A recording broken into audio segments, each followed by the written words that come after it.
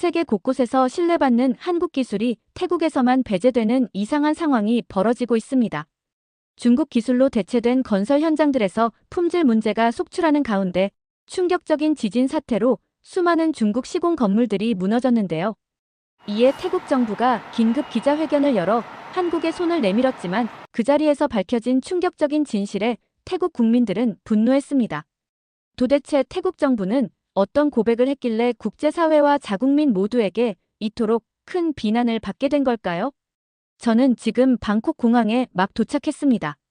창밖으로 보이는 습한 열기가 유리창에 서서히 물방울을 맺히게 하는군요. 에코빌드 아시아 태평양 총괄 책임자로서 태국 정부와의 대규모 인프라 프로젝트 입찰을 위해 왔습니다. 비행기에서 내리자마자 느껴지는 이 특유의 열기와 습도, 그리고 공기 중에 묻어나는 향신료 냄새가 저를 반깁니다. 태국 건설부 차관인 수파차이 씨가 저를 맞이하러 나왔군요. 그의 얼굴에는 미소가 가득하지만 눈빛은 다른 이야기를 전하고 있습니다. 회의실로 이동하는 차 안에서 그는 중국 기술진과의 협력에 대한 이야기를 계속 늘어놓았죠. 힐튼 씨, 중국의 기술은 정말 놀랍습니다. 비용 효율적이고 속도도 빠르고. 그의 말에는 이미 결정된 사안인 듯한 확신이 담겨 있었습니다. 수파차이 씨는 직접적으로 말하진 않았지만 대화 중에 은근히 한국 기술에 대한 부정적인 견해를 내비쳤습니다. 한국 기술은 너무 비싸고 실제로 사용해보니 자주 고장나더군요.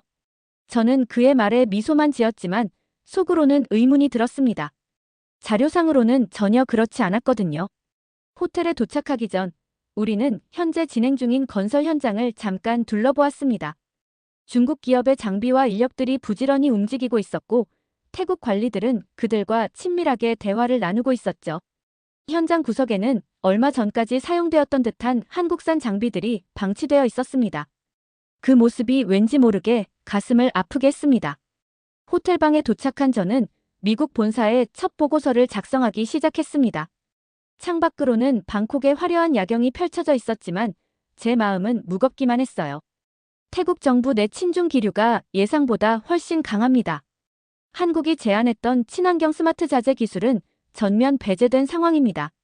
중국 기술이 훨씬 저렴하고 빠르다고 주장하는데 무언가 이상합니다. 창문을 열어 밤 공기를 맞으며 생각에 잠겼습니다. 아버지는 늘 말씀하셨죠. 살아. 세상은 결과로 판단한다. 어머니의 중국계 혈통 덕분에 저는 아시아의 미묘한 정치적 역학관계에 민감했고 지금 태국에서 벌어지는 상황이 단순한 기술적 선택의 문제가 아니라는 걸 직감할 수 있었습니다. 내일은 태국 건설부와의 본격적인 미팅이 잡혀있네요. 이미 결정된 게임에 참여하는 느낌이지만 데이터와 사실만을 바탕으로 이야기를 풀어갈 계획입니다. 침대에 누워 천장을 바라보며 생각했습니다. 진실은 결국 표면 위로 떠오르게 되어 있어. 다음 날 아침, 태국 건설부 본관에서의 회의가 시작되었습니다. 대리석으로 지어진 웅장한 건물이었지만 곳곳에서 유지보수 문제가 눈에 띄었죠. 회의장에 들어서자 중국 기업 관계자들이 이미 자리를 잡고 앉아 있었습니다. 태국 고위 공무원들과 너무나 친밀하게 대화를 나누는 모습이 인상적이었어요. 힐튼 씨, 오늘 미팅은 형식적인 절차일 뿐입니다. 이미 중국 기술 도입은 결정된 사안이니까요. 수파차이 씨가 커피를 건네며 작은 소리로 말했습니다. 그의 말투에서 미안함보다는 어떤 확신이 느껴졌습니다. 저는 그저 미소로 답했지만 내심 불편한 예감이 들었어요. 프레젠테이션이 시작되었고 중국 기업의 기술 책임자가 자신들의 공법과 자재에 대해 설명했습니다. 수치와 그래프가 화려하게 나열되었지만 저는 그 데이터의 출처와 검증, 과정이 명확하지 않다는 점을 놓치지 않았어요. 제 차례가 되었을 때 저는 한국 기술의 장점과 안전성, 내구성에 대한 객관적인 데이터를 제시했습니다. 그러나 회의실 분위기는 이미 정해진 결론을 향해 흐르고 있었죠. 태국 관리들의 눈빛에서 무관심을 읽었습니다. 회의가 끝난 후 한 태국 건설부 공무원이 저에게 다가왔어요. 힐튼 씨, 개인적으로는 한국 기술이 훨씬 믿을 만하다고 생각합니다. 하지만 이건 기술적 결정이 아니에요. 그는 주변을 살피더니 낮은 목소리로 덧붙였습니다. 정치적 결정이죠. 호텔로 돌아오는 길에 창밖의 방콕 거리를 바라보았습니다. 최근 건설된 고층 건물들이 즐비했지만 자세히 보니 벌써 외벽에 균열이 보이는 건물들도 있었어요. 운전기사에게 물었습니다. 저 건물은 언제 지어졌나요? 그가 대답했습니다. 3년 전에 중국 회사가 지었어요. 벌써 문제가 많습니다. 저녁에 노트북을 펼쳐 본사에 이메일을 보냈습니다. 태국 내 의사결정 과정에 정치적 요소가 강하게 작용하고 있습니다. 명백한 데이터보다 다른 요인들이 우선시되는 상황입니다. 불안한 징후들이 포착되고 있으며 앞으로의 전개를 면밀히 관찰하겠습니다. 방 안의 정막 속에서 창밖으로 쏟아지는 빗방울을 바라보았습니다. 어머니의 말씀이 떠올랐어요. 진실은 항상 시간이 증명해준단다. 그 말이 이제는 어떤 예언처럼 들렸습니다. 새벽에 요란한 전화벨 소리에 잠에서 깼습니다. 현지 에코빌드 지사장인 마크였죠. 사라, 큰일 났어요. 방콕 외곽의 신도시 지역에 심각한 문제가 발생했습니다. 그의 목소리는 다급했어요. 서둘러 옷을 갈아입고 현장으로 향했습니다. 도착한 곳은 작년에 완공된 대형 주거단지였습니다. 중국 기술로 시공된 이 단지는 완공 이후 불과 몇 개월 만에 심각한 균열과 누수 문제를 겪고 있었어요. 주민들은 분노했고 현장에는 이미 지역 언론들이 몰려와 있었습니다. 이건 태국의 기후 때문입니다. 우기가 너무 길고 습도가 높아서 어떤 건축물도 영향을 받게 마련이죠. 중국 기술진의 책임자가 기자들 앞에서 변명하고 있었어요. 그러나 제 눈에는 명백한 품질 문제였습니다. 벽면의 균열 패턴, 바닥의 처짐, 그리고 내부 배관 시스템의 문제점들이 보였죠. 현장을 둘러보던 중 우연히 한 노인과 마주쳤습니다. 그는 이 지역의 오래된 주민이었어요. 저기 보이는 건물은 문제가 없어요. 노인이 손가락으로 가리킨 곳은 20년 전 한국 기업이 지은 아파트 단지였습니다. 같은 기후, 같은 환경인데도 건물은 견고하게 서 있었어요. 호텔로 돌아와 노트북을 열고 리서치를 시작했습니다. 인도네시아, 폴란드, 독일 등에서는 한국 기술이 완벽하게 작동 중이라는 보고서들을 찾았어요. 습도가 높은 인도네시아에서도 혹독한 겨울을 견뎌야 하는 폴란드에서도 한국 기술로 지어진 건물들은 문제가 없었습니다. 밤늦게 태국 건설부의 내부 문서 하나를 입수했습니다. 그 안에는 충격적인 내용이 있었어요. 한국 기술은 안전성과 내구성 면에서 우수하나 중국과의 관계를 고려하여 정치적 이유로 배제하기로 결정. 명백한 증거 앞에서도 정치적 결정이 우선시되는 현실이 가슴 아팠습니다. 창밖으로 방콕의 밤하늘을 바라보았어요. 도시의 불빛 사이로 어두운 그림자처럼 드리워진 미완성 건물들이 보였습니다. 그것들이 마치 미래의 재앙을 예고하는 것 같았죠. 노트북에 메모했습니다. 진실은 결국 모습을 드러낸다. 문제는 그 대가가 얼마나 클 것인가. 침대에 누워 생각했습니다. 다음 주에는 프랑크푸르트에서 열리는 글로벌 기술 포럼에 참석해야 해요. 태국에서 보고 느낀 것들을 어떻게 세계와 공유할지, 그리고 이 상황을 어떻게 변화시킬 수 있을지 고민했습니다. 밤하늘의 별을 바라보며 깊은 잠에 빠져들었어요. 프랑크푸르트 공항에 도착하자마자 차가운 유럽의 공기가 저를 반겼습니다. 방콕의 습한 열기와는 완전히 다른 분위기였죠. 글로벌 기술 포럼이 열리는 컨벤션 센터로 향하는 길에 독일의 정돈된 거리와 견고한 건물들이 눈에 들어왔습니다. 이곳의 건축물들은 수십 년 심지어 수백 년의 세월을 견뎌왔어요. 포럼장에 들어서자 전 세계에서 모인 건설 및 기술 전문가들로 북적였습니다. 첫 번째 세션은 지속 가능한 미래 도시 건설이라는 주제였죠. 스위스, 핀란드, 네덜란드 등 유럽 국가들의 대표자들이 차례로 발표했고 놀랍게도 모두 한국과의 협력 확대를 강조했어요. 디지털 건축 시대, 한국이 답이다. 스위스 연방공과대학 교수의 발표 제목이었습니다. 그는 한국 기술의 정밀성과 내구성, 그리고 디지털 통합 시스템에 대해 상세히 설명했어요. 이어서 핀란드 주택건설협회 회장은 극한의 기후에서도 안정적인 한국의 건축 기술을 높이 평가했습니다. 휴식 시간에 네덜란드 대표와 대화를 나누게 되었어요. 우리는 한국과 공동으로 해수면 상승에 대비한 방조제 기술을 개발 중입니다. 그들의 기술력은 정말 놀랍습니다. 그의 말에 저는 태국에서의 경험을 떠올렸습니다. 한국을 밀어낸 태국은 왜 반대로 가고 있을까요? 제 질문에 그는 의미심장한 눈빛을 보냈어요. 때로는 정치가 기술보다 우선하죠. 하지만 자연은 거짓말하지 않습니다. 오후 세션에서는 중국 대표단도 자신들의 기술을 소개했습니다. 화려한 프레젠테이션과 인상적인 수치들이 나열되었지만 질의응답 시간에 들어서자 유럽 전문가들의 날카로운 질문들이 쏟아졌어요. 실제 현장에서의 내구성 테스트 결과는 어떤가요? 극단적 기후 조건에서의 성능은?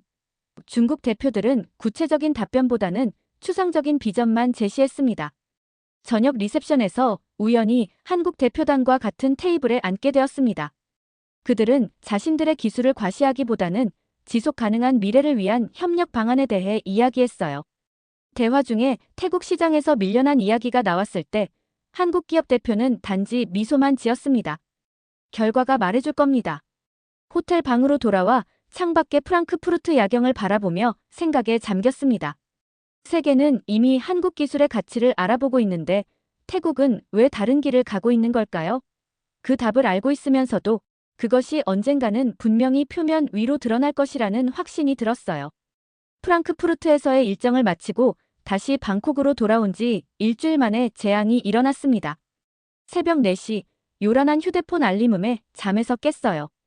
태국 북부에서 규모 6.3의 지진이 발생했다는 속보였습니다. 즉시 비상 연락망을 가동했고 현지 직원들과 상황을 파악하기 시작했죠. 상황이 심각합니다. 치앙마이 외곽에 새로 지은 건물들이 무너지고 있어요. 현지 담당자의 목소리가 떨렸습니다. 서둘러 준비를 마치고 응급 구호팀과 함께 북부로 향했어요. 헬리콥터에서 내려다본 풍경은 충격적이었습니다. 현장에 도착하자 아비규환이 펼쳐져 있었어요. 구조대원들이 잔해 속에서 생존자를 찾고 있었고 부상자들의 신음소리가 공기 중에 가득했습니다. 특히 충격적이었던 건 기둥이 전부 금이 간 초등학교였어요. 다행히 새벽 시간이라 아이들은 없었지만 만약 수업 시간이었다면 생각만 해도 끔찍했습니다. 여기 좀 봐요. 구조팀장이 저를 부르더니 한 건물을 가리켰습니다. 그곳은 20년 전 한국 기업이 지은 병원이었어요. 주변의 모든 건물이 무너진 가운데 그 병원만은 거의 온전한 모습이었습니다. 몇몇 창문이 깨지고 벽에 균열이 생겼지만 구조적으로는 안전했어요. 병원 안에서는 부상자들을 치료하고 있었습니다. 이건 기적이 아니라 기술력의 차이입니다. 노년의 태국 의사가 말했어요. 한국팀이 이 병원을 지을 때 그들의 꼼꼼함에 놀랐습니다. 지진 대비 설계가 완벽했죠. 그의 말에 가슴이 아팠습니다. 얼마나 많은 생명이 더 구해질 수 있었을까요? 다음 날 국제 언론들이 현장에 몰려들었고 태국 정부에 대한 비판이 쏟아졌습니다. 왜 검증된 한국 기술을 배제했는가? CNN, BBC, 알자지라 등 주요 매체들이 일제히 같은 질문을 던졌어요. 태국 정부 관계자들의 얼굴에는 당혹감이 역력했습니다.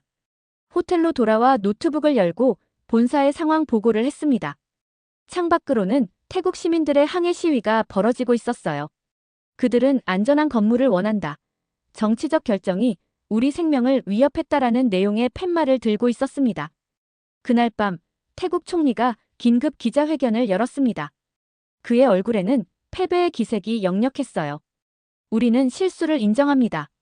앞으로의 재건 과정에서는 안전성과 내구성이 최우선시될 것입니다. 그의 말에 담긴 의미를 모두가 알고 있었죠. 진실은 끔찍한 방식으로 드러나고 말았습니다. 지진 발생 사흘 후 태국 정부로부터 공식 초청장이 도착했습니다. 총리와의 비공개 면담을 요청하는 내용이었어요.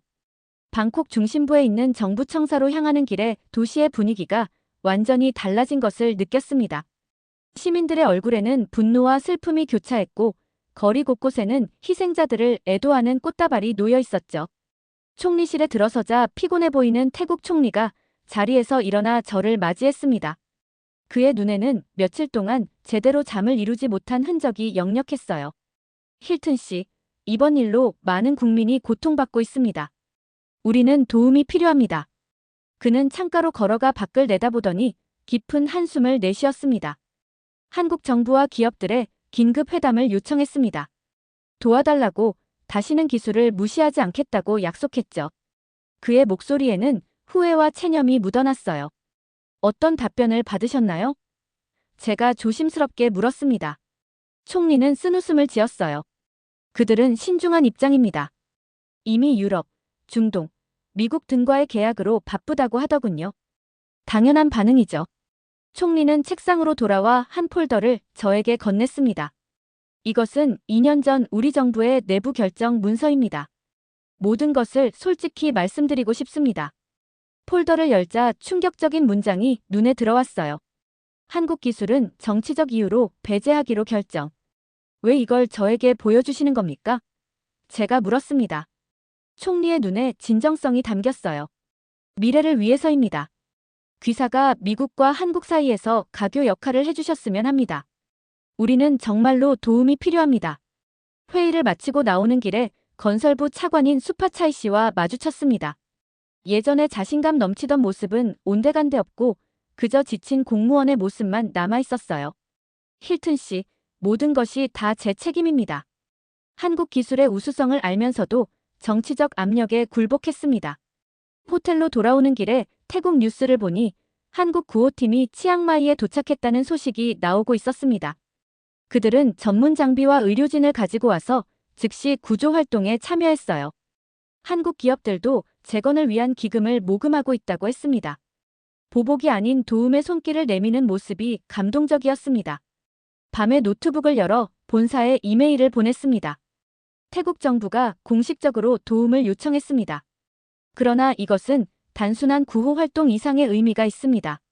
세계는 지금 누가 진정한 파트너인지 지켜보고 있습니다. 다음 날 아침, 미국 본사와의 화상회의가 있었습니다. CEO를 비롯한 경영진 전체가 참석한 중요한 자리였죠. 태국 상황에 대한 제 보고를 듣고 싶어 했어요.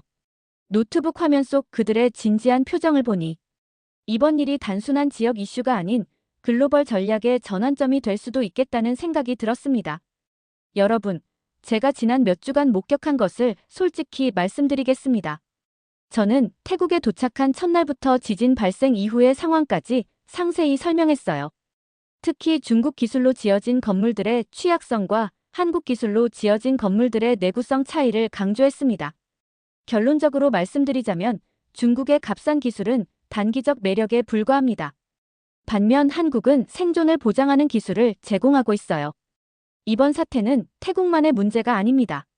전 세계가 지켜보고 있죠. CEO가 고개를 끄덕였습니다. 사라, 당신의 분석에 전적으로 동의합니다. 실은 어제 미국 상무부에서 연락이 왔어요. 정부 차원에서 한국 기업들과 공동 개발 MOU를 체결하려 합니다. 안전과 지속 가능성에 중점을 둔 새로운 표준을 만들겠다는 거죠. 이 소식을 들으니 가슴이 벅차올랐습니다. 한국 기술의 가치가 마침내 제대로 인정받는 순간이었어요.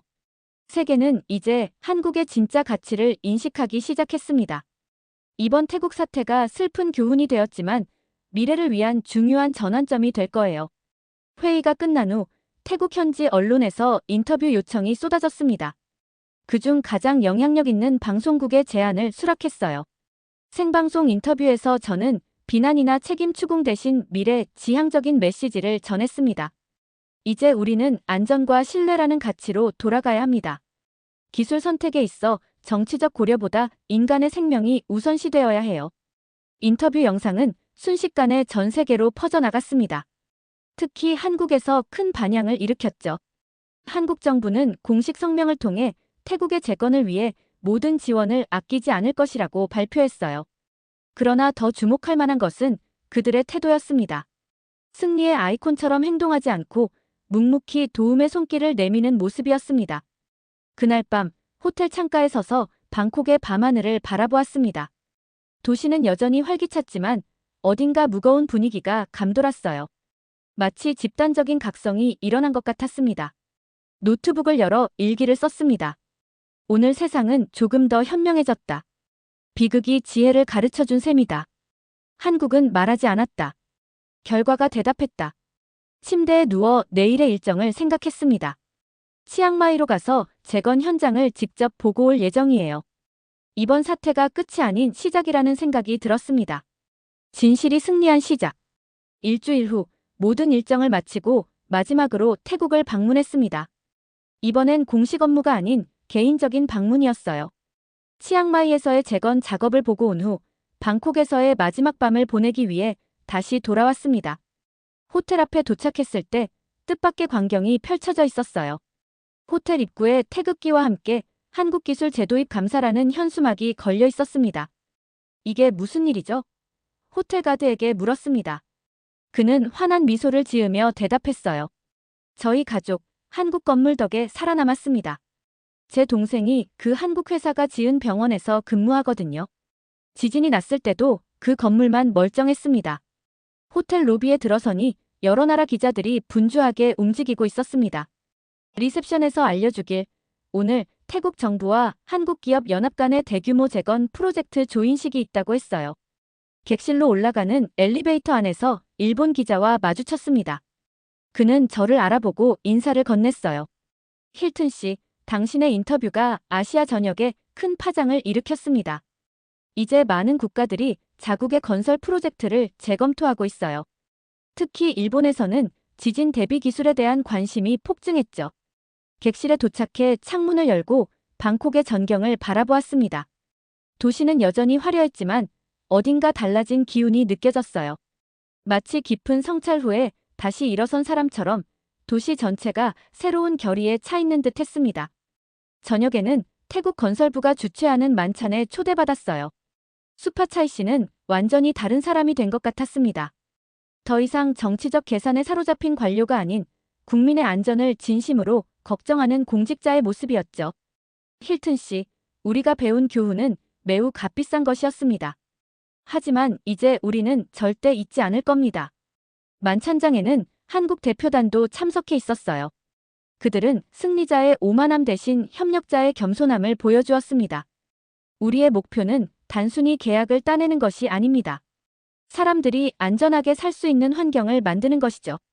호텔로 돌아오는 길에 택시 기사가 물었습니다. 미국에서 오셨나요? 제가 고개를 끄덕이자 그가 말했어요. 전에는 중국이 최고라고 생각했습니다. 그들이 가장 강하고 영향력 있으니까요. 하지만 이제는 달라요. 진짜 강한 나라는 재난 후에 알 수 있더군요. 마지막으로 노트북을 열어 제 개인 일기장에 메모를 남겼습니다. 한국은 말하지 않았다. 결과가 대답했다. 거짓은 소란스럽고 진실은 조용히 증명된다. 태국이 밀어낸 한국, 세계는 먼저 알아보고 있었다. 이제는 누구도 그 가치를 부정할 수 없다.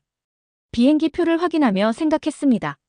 내일이면 미국으로 돌아가지만 이곳에서의 경험은 제 인생을 영원히 바꿔놓았어요.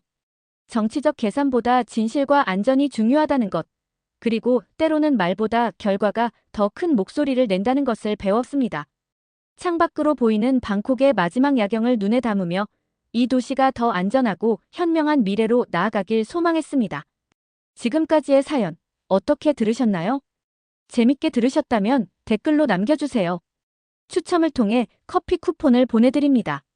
다음에 더 재밌는 사연으로 돌아올게요. 감사합니다. 정말 믿을 수 없는 일이 벌어졌습니다. 최근 대만 교육부에서 파격적인 발표를 내놓으면서 거리가 완전히 발칵 뒤집혔다고 합니다. 시민들이 격렬하게 반응하며 SNS에서는 폭발적인 반응이 이어지고 있을 정도라고 하네요. 놀라운 것은 이 모든 일의 중심에 한글이 있다는 사실입니다. 이 사태를 본 중국은 충격적인 공식 입장을 내놓았다고 합니다. 대체 무슨 일이 있었던 걸까요? 바로 들어보시죠.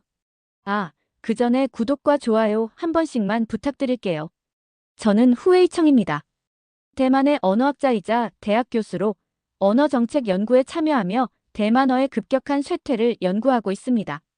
제 조부모님은 대만어만 사용하셨지만 부모님 세대부터 표준 중국어를 사용하기 시작하면서 대만어는 점점 사라져가고 있죠. 오늘도 연구실에 앉아 최근 조사 결과를 보며 한숨을 내쉬었습니다. 젊은 세대의 대만어 사용률이 10년 새 무려 40%나 감소했더군요. 창밖으로 캠퍼스를 바라보니 학생들이 표준 중국어나 영어로 대화하는 모습만 보입니다. 대만어를 사용하는 학생은 거의 찾아볼 수 없었습니다. 웨이청 교수님, 회의 자료 준비됐습니까? 조교가 문을 두드리며 물었습니다. 응, 들어와. 방금 마무리했어. 책상 위에는 대만어 보존 정책에 관한 보고서가 산더미처럼 쌓여 있었습니다. 정부와 학계에서는 표준 중국어와 영어 중심의 교육을 강화하는 방향으로 가고 있어 대만어는 점점 설 자리를 잃고 있었죠. 젊은 세대가 대만어를 배우지 않는 이유가 뭐라고 생각해? 조교에게 물었습니다. 조교는 잠시 생각하더니 대답했습니다. 실용적이지 않다고 생각하는 것 같아요. 취업할 때 중국어와 영어는 필수니까요. 바로 그거였습니다. 실용성이 없다고 느끼는 것. 하지만 더 큰 문제는 대만어를 쉽게 배울 수 있는 방법이 없다는 점이었습니다. 기존의 표기법은 한자와 로마자를 혼용하는 방식인데 이것이 효과적이지 않았습니다. 한자는 대만어의 풍부한 성조와 발음을 완전히 담아내지 못하고 로마자는 대만 사람들에게 너무 낯설었죠. 어떻게 하면 젊은 세대가 대만어를 쉽게 배울 수 있을까? 저는 중얼거리며 창밖을 바라봤습니다. 밤늦게까지 연구실에 남아 자료를 검토했습니다. 세계 각국의 언어 보존 정책을 분석하고 비슷한 위기를 겪었던 언어들의 사례를 연구했죠. 하지만 뾰족한 해결책은 보이지 않았습니다. 책상에 머리를 기대고 잠시 눈을 감았습니다. 머릿속에는 할머니가 대만어로 들려주시던 예시이야기가 맴돌았어요. 그 소리가 사라진다고 생각하니 가슴이 아팠습니다. 우리의 언어가 사라진다는 것은 우리 문화의 일부가 사라지는 것과 같은 일이니까요. 대만어를 구할 방법이 있을까? 어딘가에 답이 있을 텐데. 그때는 몰랐습니다. 곧 프랑스 파리에서 열리는 언어학 학회가 제 인생을 완전히 바꿔놓을 거라는 사실을 말이죠. 파리의 아침은 상쾌했습니다. 언어학 학회 발표를 마친 저는 몽마르트 언덕 근처를 산책하기로 했죠. 발표에서 대만어의 위기에 대해 이야기했지만 뚜렷한 해결책을 제시하지 못한 아쉬움이 남아있었습니다. 좁은 골목길을 걷다가 문득 작은 서점이 눈에 들어왔습니다. 폴리글롯이라는 이름의 그 서점은 언어학습서를 전문적으로 판매하는 곳이었죠. 호기심에 이끌려 안으로 들어갔습니다. 안녕하세요, 구경하세요. 프랑스어로 인사하는 서점 주인에게 고개를 끄덕이며 책장을 둘러보기 시작했습니다. 각국의 언어 교재가 체계적으로 정리되어 있었습니다. 중국어, 일본어, 아랍어, 러시아어. 그런데 특별한 코너에서 발걸음이 멈췄습니다. 생소한 모양의 글자들이 눈에 들어왔죠. 한글. 서점 주인이 다가와 말했습니다. 한국의 문자입니다. 아주 독특한 체계를 가지고 있지요. 호기심에 한글에 관한 책을 집어들었습니다. 한글의 과학적 원리라는 제목의 프랑스어 책이었죠. 그 자리에서 페이지를 넘기기 시작했습니다. 놀라운 내용이었습니다. 15세기에 만들어진 문자가 이렇게 체계적이라니. 한글은 발음기관의 모양을 본떠 만든 자음, 하늘과 땅과 사람을 상징하는 모음, 그리고 그것들을 논리적으로 조합하는 시스템이 있었습니다. 무엇보다 음운 체계를 정확히 반영해 설계된 문자였죠. 이거 대만어에 적용할 수 있지 않을까? 갑자기 머릿속에 번쩍 아이디어가 떠올랐습니다. 대만어도 소리를 기반으로 하는 언어인데 한글을 응용해서 대만어를 표기할 수 있지 않을까? 심장이 빠르게 뛰기 시작했죠. 서점을 나와 근처 카페에 앉아 메모를 시작했습니다. 대만어 단어 몇 개를 한글로 적어보았죠. 감사를 뜻하는 감사라는 단어를 한글로 표기해 보았습니다. 놀랍게도 한글의 자음과 모음 조합이 대만어의 발음을 상당히 정확하게 표현할 수 있었어요. 이거 생각보다 잘 맞아떨어지는데. 흥분된 마음으로 더 많은 단어들을 시도해 보았습니다. 호텔로 돌아와서도 밤새 연구했습니다. 처음에는 어색했지만 점점 체계가 만들어지는 느낌이었죠. 휴가 중인데도 연구에 빠져있는 제 모습이 우스웠지만 가슴은 설렘으로 가득했습니다. 이것이 대만어를 구할 열쇠가 될지도 모른다는 예감이 들었거든요. 학회 일정을 마치자마자 대만으로 돌아왔습니다. 머릿속에는 온통 새로운 아이디어로 가득했죠. 한글을 대만어에 적용하는 방법, 그것이 제 연구의 새로운 방향이 될 것이었습니다. 한자를 사용하지 않고도 음운을 체계적으로 표기할 수 있다면 대만어 학습이 훨씬 쉬워지지 않을까? 이 질문의 답을 찾기 위한 여정이 시작되었습니다. 귀국 후 바로 연구실에 틀어박혔습니다. 한글과 대만어의 음운 체계를 비교하는 작업부터 시작했죠. 밤낮으로 연구에 몰두했습니다. 한글의 자음과 모음이 대만어의 발음을 어떻게 표현할 수 있는지, 특히 대만어의 복잡한 성조를 어떻게 표기할 수 있을지를 고민했습니다. 교수님, 이거 정말 가능할까요? 그 연구에 참여하게 된 대학원생 리밍이 의구심을 품은 표정으로 물었습니다. 가능하다고 생각해. 한글은 의문 체계를 기반으로 만들어진 문자야. 이론적으로는 어떤 언어의 소리도 표현할 수 있어. 우리는 조용히 일하며 기본적인 대만어 단어들을 한글로 표기하는 방법을 개발했습니다. 처음에는 어색했지만 점차 체계가 잡히기 시작했습니다. 대만어의 특징적인 의문들을 한글로 어떻게 표현할지 규칙을 정하고 간단한 문장부터 표기해 보았습니다. 다음 단계로 대학생들과 실험을 시작했습니다. 대만 국립대학교 언어학과 교수님께 연락해 학생들과 함께 실험을 해보고 싶다고 말씀드렸죠. 흥미로운 주제군요. 한번 해봅시다. 다행히 교수님도 호의적이었고 그렇게 대학생 10명을 모집해 실험을 시작했습니다. 그들에게 한글의 기본 원리를 가르친 후 제가 만든 대만어 표기법으로 간단한 문장을 읽게 했습니다. 실험 첫날 학생들의 반응은 기대 이상이었습니다. 우와, 이거 한자로 배우는 것보다 훨씬 쉬운데요. 한 학생이 놀란 표정으로 말했습니다. 다른 학생도 신기해하며 말했죠. 직관적으로 읽을 수 있어요. 처음 보는 단어도 어떻게 발음해야 할지 알 수 있어요. 일주일간의 실험 결과 학생들은 한글로 표기된 대만어를 기존 방식보다 약 40% 빠르게 익혔어요. 특히 발음 정확도가 크게 향상되었습니다.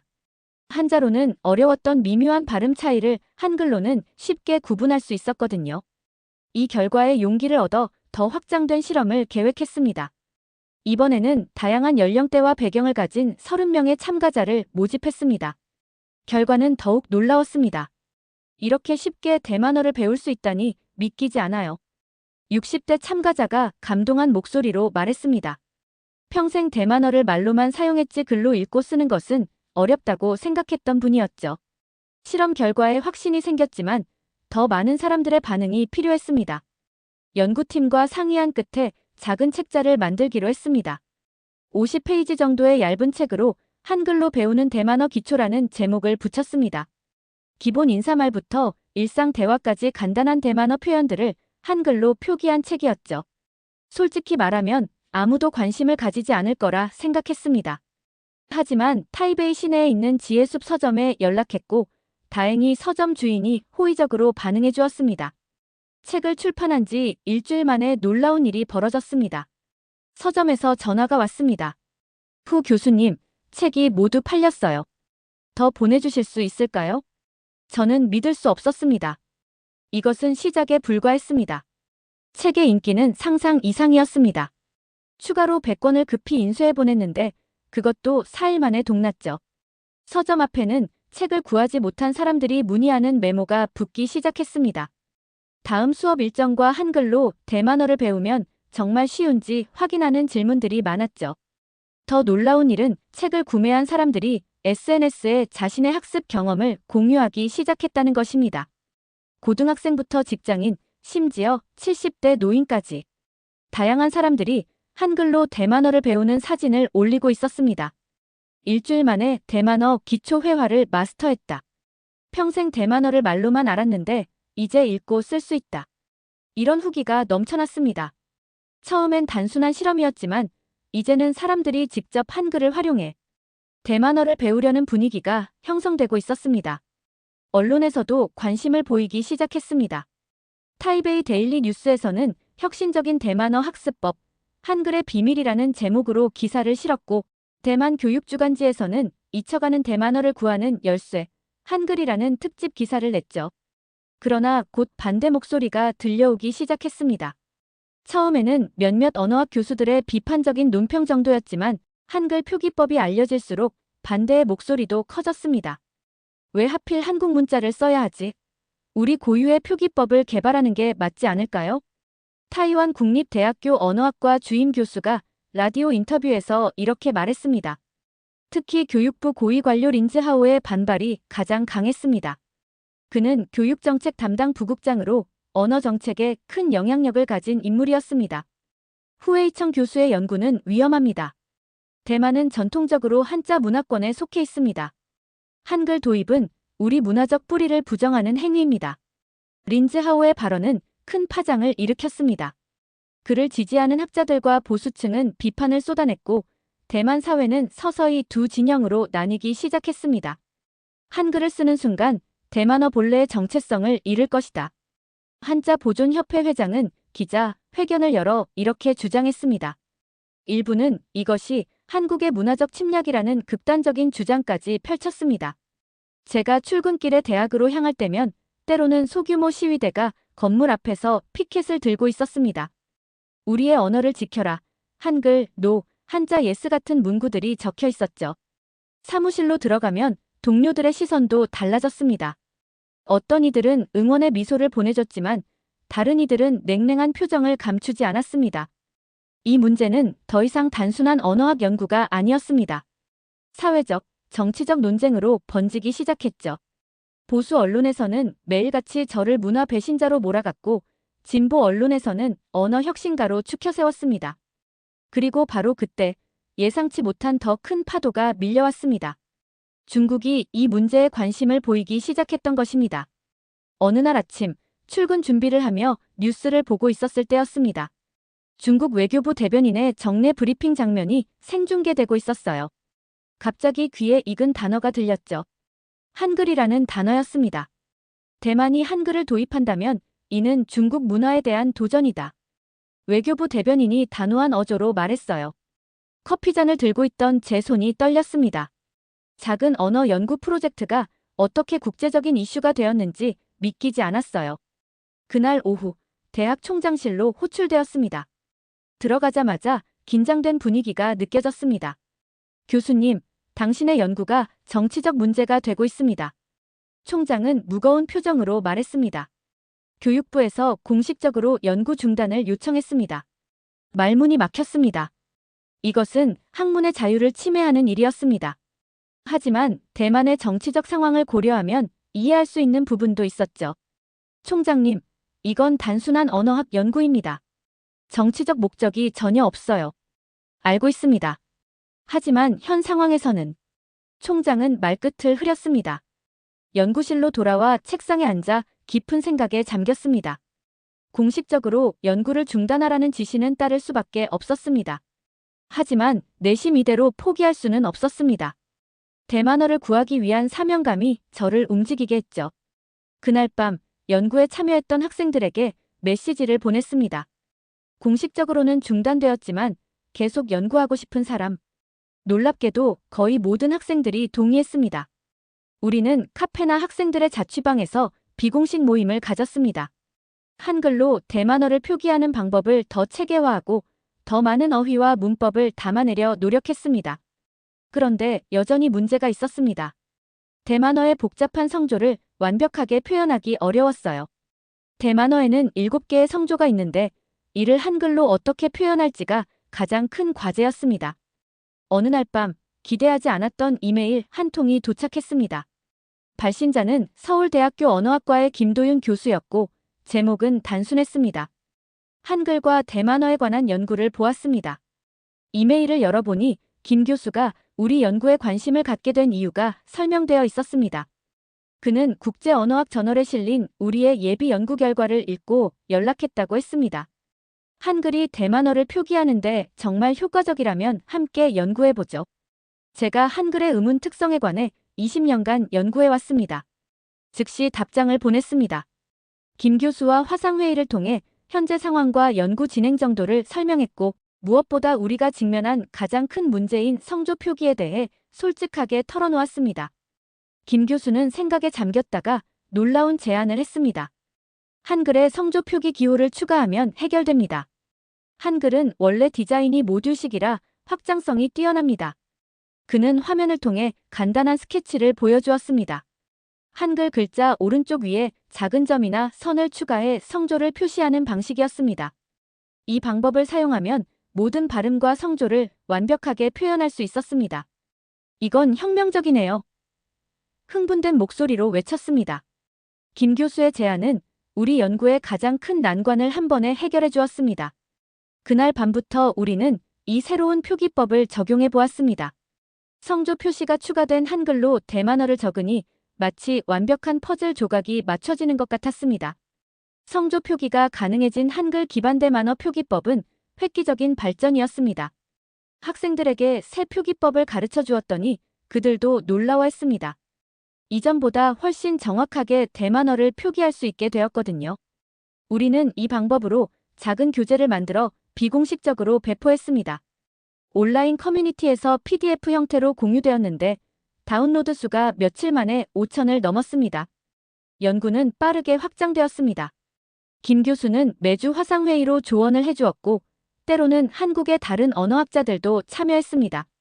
그들의 도움으로 우리는 대만어 문법까지 한글로 체계화할 수 있었습니다. 이건 단순한 표기법을 넘어서는 일이에요. 우리는 언어를 구하고 있는 거죠. 김 교수의 말이 가슴에 와닿았습니다. 몇 달 후, 김 교수와 함께 한글을 활용한 대만어 표기법의 의문 분석이라는 논문을 완성했습니다. 논문은 국제언어학 저널에 게재되었고 학계의 반응은 상상 이상이었습니다. 한글은 대만어를 효과적으로 표기할 수 있다. 독일 베를린 자유대학교의 마르틴 교수가 국제언어학 콘퍼런스에서 이렇게 발표했습니다. 그는 우리 연구를 인용하며 한글의 과학적 설계가 다른 언어 표기에도 적용될 수 있다고 주장했죠. 일본 도쿄대학의 사토 교수도 한글 표기법은 대만어 구원의 열쇠가 될 수 있다는 논평을 발표했습니다. 미국의 MIT 언어학과에서는 대만어 한글 표기법에 관한 세미나까지 개최했습니다. 국제학계가 주목하기 시작한 것입니다.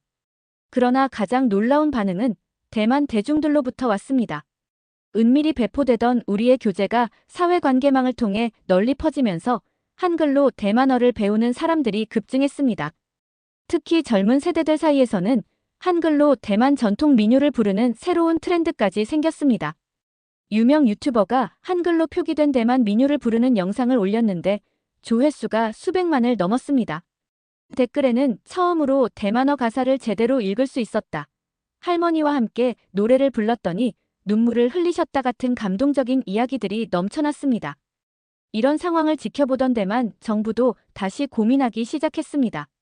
교육부에서는 긴급회의가 소집되었고 저도 참석 요청을 받았습니다. 대학으로 돌아가는 느낌이 이상했습니다. 몇 달 전에는 연구 중단을 지시받았는데 이제는 다시 의견을 구하다니요.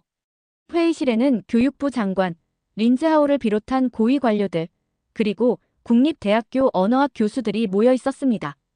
장관이 회의를 시작했습니다. 오늘은 한글 표기법에 관한 새로운 논의를 하고자 합니다. 국제적 반응과 국내 여론을 고려할 때 우리도 입장을 재검토할 필요가 있습니다. 린즈하오는 여전히 완강했습니다. 그는 두꺼운 서류를 탁자에 내려놓으며 강한 어조로 말했습니다. 중국과의 관계를 생각해야 합니다. 그들은 이미 이 문제에 민감하게 반응하고 있습니다. 한글 표기법을 공식화한다면 중국의 더 강한 비난을 받게 될 것입니다. 회의실이 긴장감으로 가득 찼습니다. 모두가 초조한 표정으로 서로를 바라보고 있었어요. 그때 저는 용기를 내어 말했습니다. 이건 정치의 문제가 아닙니다. 우리 언어를 지키는 문제입니다. 데이터를 보세요. 한글 표기법 덕분에 대만어를 배우는 젊은이들이 30% 증가했습니다. 우리가 걱정했던 언어 소멸 위기에 대한 해결책이 될 수 있어요. 제 목소리는 떨렸지만 신념은 확고했습니다. 회의실은 조용해졌고 장관은 깊은 생각에 잠긴 듯 했습니다. 그리고 드디어 입을 열었습니다.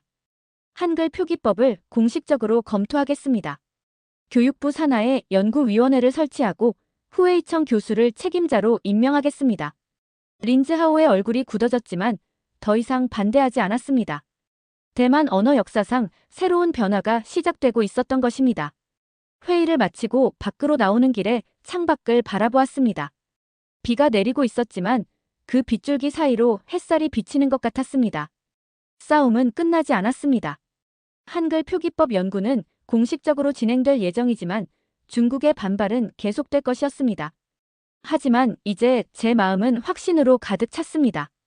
이것은 단순한 학문적 연구를 넘어 우리의 언어와 문화를 지키는 중요한 일이었으니까요. 우리는 이제 막 시작입니다. 비가 내리는 창밖을 바라보며 중얼거렸습니다. 대만어를 구하는 여정은 이제 막 본격적으로 시작되고 있었습니다. 교육부 연구위원회의 공식 발족 후 저는 더욱 자신감을 가지고 연구를 진행했습니다. 이제는 비밀리에 모임을 가질 필요도, 몰래 자료를 배포할 필요도 없었습니다. 정부의 공식 지원을 받아 연구를 진행할 수 있게 된 것이죠. 저희 연구팀은 확대되었습니다. 다양한 언어학자들, 교육 전문가들, 그리고 디자인 전문가들이 합류했습니다. 한글을 기반으로 한 대만어 표기법을 더욱 정교하게 다듬어 나갔죠. 후 교수님, 이 표기법을 학교 교육에 어떻게 적용할 수 있을까요? 교육과정 전문가인 리우 교수가 물었습니다. 단계적으로 접근해야 할 것 같아요. 먼저 초등학교 고학년과 중학생들을 대상으로 시범 교육을 시작하고 그 결과를 바탕으로 확대해 나가는 방식이 좋을 것 같습니다. 우리는 교육 현장에서 사용할 수 있는 교재를 개발하기 시작했습니다. 아이들이 재미있게 배울 수 있도록 게임과 노래를 활용했죠. 특히 대만의 전통 이야기를 한글로 표기하여 읽게 함으로써 언어뿐만 아니라 문화도 함께 배울 수 있도록 했습니다. 시범 학교들이 선정되었고 첫 수업이 시작되었습니다. 저는 직접 타이베이 제5초등학교의 첫 수업을 참관했습니다. 아이들이 한글을 배우고 그것으로 대만어를 표기하는 모습은 감동적이었습니다. 선생님, 이거 재미있어요. 한 학생이 밝게 웃으며 말했습니다. 우리 할머니가 대만어로 이야기해 주시는데 이제 그걸 쓸 수 있어요. 다른 학생이 자랑스럽게 말했습니다. 시범 교육의 결과는 놀라웠습니다.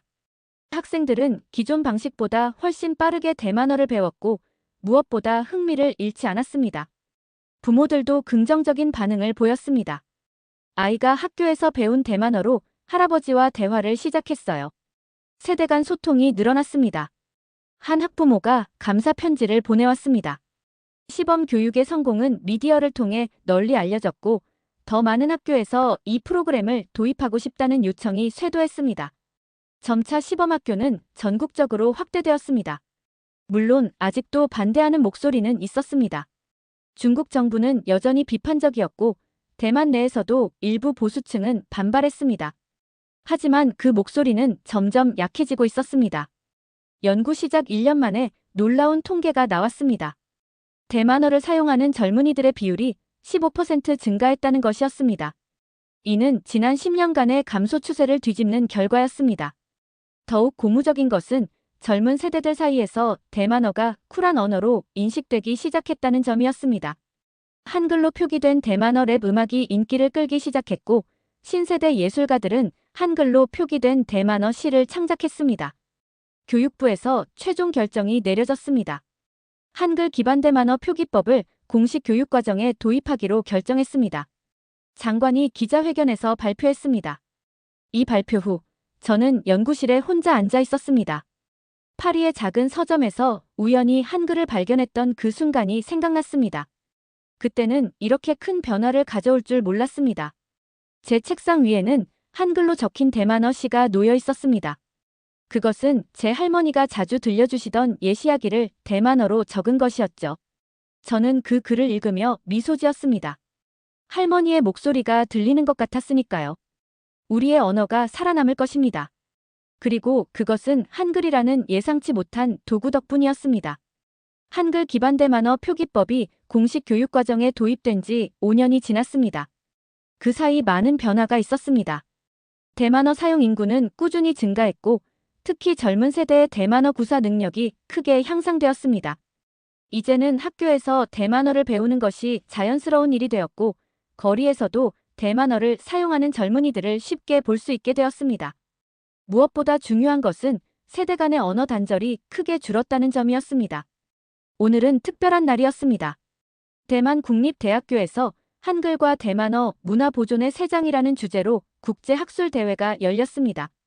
전 세계에서 언어학자들이 모였고 저는 기조 연설자로 초대되었습니다. 강당에 들어서자 수많은 청중이 보였습니다. 언어학자들뿐만 아니라 학생들, 교사들, 그리고 일반 시민들까지 자리를 가득 메웠습니다. 무대에 올라 마이크 앞에 섰을 때 잠시 감정이 북받쳐 올랐습니다. 지난 5년간의 여정이 주마등처럼 스쳐 지나갔습니다. 여러분, 오늘 이 자리에 함께해 주셔서 감사합니다. 떨리는 목소리로 말을 시작했습니다. 5년 전, 우리는 대만어가 사라질 위기에 처해 있었습니다. 젊은 세대는 점점 대만어를 잊어가고 있었죠. 하지만 지금 우리는 대만어의 부활을 목격하고 있습니다. 저는 프랑스 파리의 작은 서점에서 한글을 발견했던 이야기부터 시작해 지난 5년간의 여정을 이야기했습니다. 시행착오와 어려움, 그리고 성공의 순간들까지 모두 솔직하게 나눴습니다. 언어는 단순한 의사소통 도구가 아닙니다. 그것은 문화의 혼이고 정체성의 핵심입니다. 대만어를 지킨다는 것은 우리의 역사와 문화, 그리고 우리 자신을 지키는 일이었습니다. 청중들은 집중해서 경청했습니다. 그 중에는 린즈하오도 있었습니다. 그는 처음에는 가장 강력하게 반대했지만 지금은 이 프로젝트를 지지하는 중요한 인물이 되었습니다.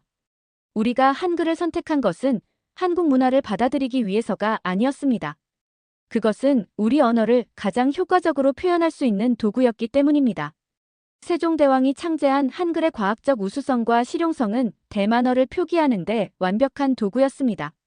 발표를 마치고 질문을 받는 시간이 되었습니다. 한 학생이 손을 들었습니다. 교수님, 처음에 많은 반대와 비판을 받으셨을 텐데 어떻게 그것을 극복하셨나요? 잠시 생각한 후 대답했습니다. 진실된 믿음이 있었기 때문입니다. 우리 언어를 구해야 한다는 사명감이 있었고 한글이 그 도구가 될 수 있다는 확신이 있었습니다. 그리고 무엇보다 중요한 것은 혼자가 아니었다는 점입니다. 함께 노력한 많은 사람들이 있었습니다. 강연이 끝난 후 많은 사람들이 저에게 다가와 이야기를 나누었습니다. 특히 인상적이었던 것은 한 할머니와 손녀가 함께 온 것이었습니다. 교수님, 정말 감사합니다. 할머니가 눈물을 글썽이며 말했습니다. 이제 제 손녀와 대만어로 이야기할 수 있게 되었어요. 우리 가족의 이야기를 전할 수 있게 되었습니다. 그날 밤 호텔 방으로 돌아와 창밖을 바라보았습니다. 타이베이의 밤 풍경이 아름답게 빛나고 있었습니다. 저는 깊은 만족감을 느꼈습니다. 우리는 언어를 구했고 그 과정에서 문화적 경계를 넘어선 협력의 가치를 발견했습니다. 한글은 단지 한국의 문자가 아니라 이제 대만인에게도 희망의 상징이 되었습니다. 책상에 앉아 노트북을 열고 새로운 프로젝트를 위한 메모를 시작했습니다. 이제는 대만의 다른 소수 언어들도 한글 표기법으로 보존할 수 있지 않을까 하는 생각이 들었습니다. 이것은 끝이 아니라 새로운 시작이다. 저는 중얼거렸습니다. 창밖으로 보이는 밤하늘에 별들이 빛나고 있었습니다. 마치 우리의 미래처럼 밝게 빛나고 있었습니다. 대만어의 미래, 그리고 우리 문화의 미래가 이제는 안전하다는 확신이 들었습니다. 우리는 언어를 통해 과거와 대화하고 미래를 창조합니다. 한글을 통해 대만어를 구함으로써 우리는 우리의 역사를 보존하고 새로운 미래를 열었습니다. 그리고 이 여정은 아직 끝나지 않았습니다. 새로운 가능성을 향한 여정은 이제 막 시작되었습니다. 지금까지의 사연 어떻게 들으셨나요? 재밌게 들으셨다면 댓글로 남겨주세요. 추첨을 통해 커피 쿠폰을 보내드립니다. 다음에 더 재밌는 사연으로 돌아올게요. 감사합니다.